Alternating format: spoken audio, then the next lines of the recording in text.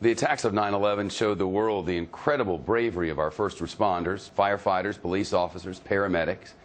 But since that dark day, many of those responders have fallen quite ill after breathing in the toxic dust that was here at the World Trade Center.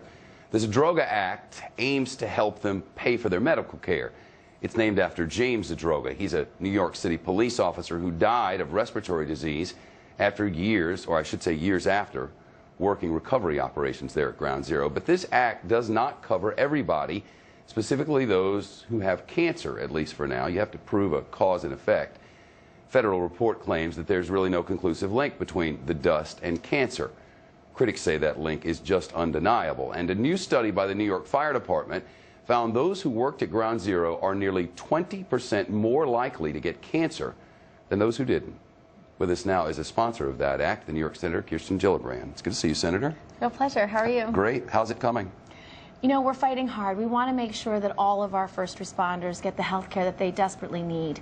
And I think that with this study that's just been released with the near 20% correlation for a few cancers, we will establish that link. And the legislation is written flexibly, so any disease that has a link that was caused by the toxins released at Ground Zero will be covered. What are the greatest needs of that group of people who served us so well that aren't being met?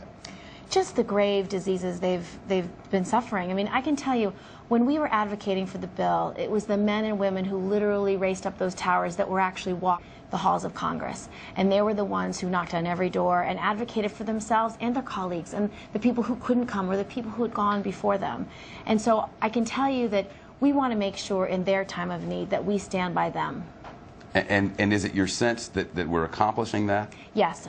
This new report of the firefighter study is going to make the difference. We've actually signed a petition, Senator Schumer and I, Carolyn Maloney, Jerry Nadler, P. King, the whole congressional delegation, to actually have them review these findings and to conclusively say that these cancers are covered. One of the other things that we learned on that day is we're not very good at communicating interagency. Yes. To what degree has that improved and what's in the works? Well, locally, for example, New York City, they've done a great job. Their police officers and their firefighters now have new equipment, new technology, new ability to communicate, but not with the federal government. And one of the recommendations of the 9/11 committee was to say you have to have interoperability between the local, state, and federal governments. God forbid another terrorist attack or a natural disaster or some kind of nuclear meltdown. Those are disaster scenarios that we just can't imagine, and we have to have that interoperability if it ever happens.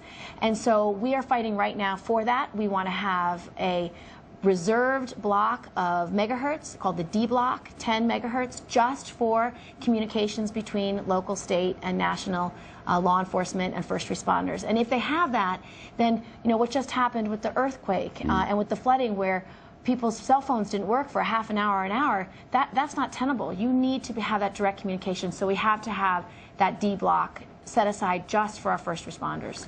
10 years later? Yeah. We still have these problems 10 years later? It's unacceptable, and the lack of will by Congress to get this done is something that many of us are very concerned about. But I think we have a new bipartisan effort happening right now. The bill came out of its committee with bipartisan support. It has bipartisan co-sponsorship right now.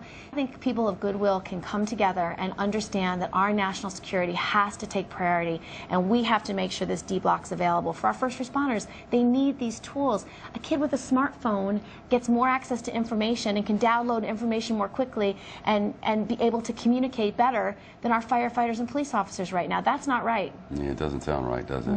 Senator, it's great to see you. Thank you. It's great to see you, Shep, and thanks for your excellent reporting. Oh, you're welcome. Thank you. Next on this special edition of the Fox Report, a journalist who witnessed the collapse of the Twin Towers firsthand. We'll talk about what it was like to see Building 1